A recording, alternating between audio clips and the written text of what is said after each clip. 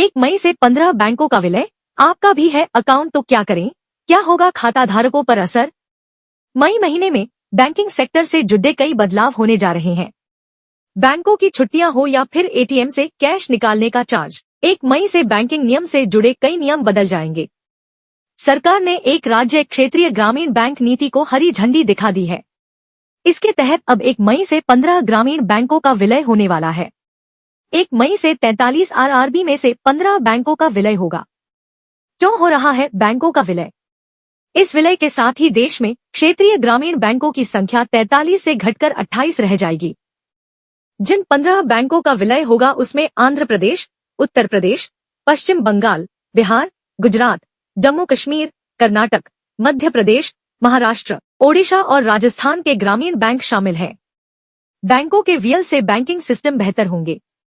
Unified IFSC और micro code होने से ट्रांजैक्शन आसानी से होंगे, लोन प्रोसेसिंग में आसानी होगी।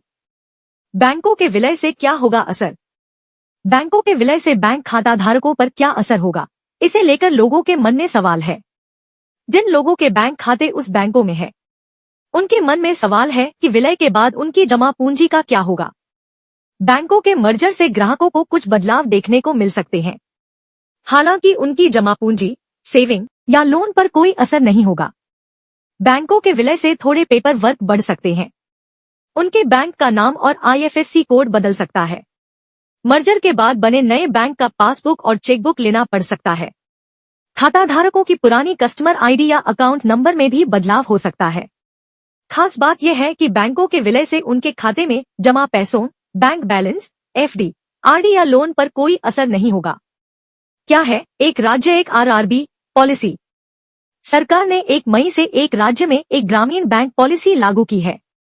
इसके तहत देश के 11 राज्यों आंध्र प्रदेश, उत्तर प्रदेश, पश्चिम बंगाल, बिहार, गुजरात, जम्मू कश्मीर, कर्नाटक, मध्य प्रदेश, महाराष्ट्र, ओडिशा एवं राजस्थान में मौजूद क्षेत्रीय ग्रामीण बैंकों का एक इकाई में विलय किया जाएगा।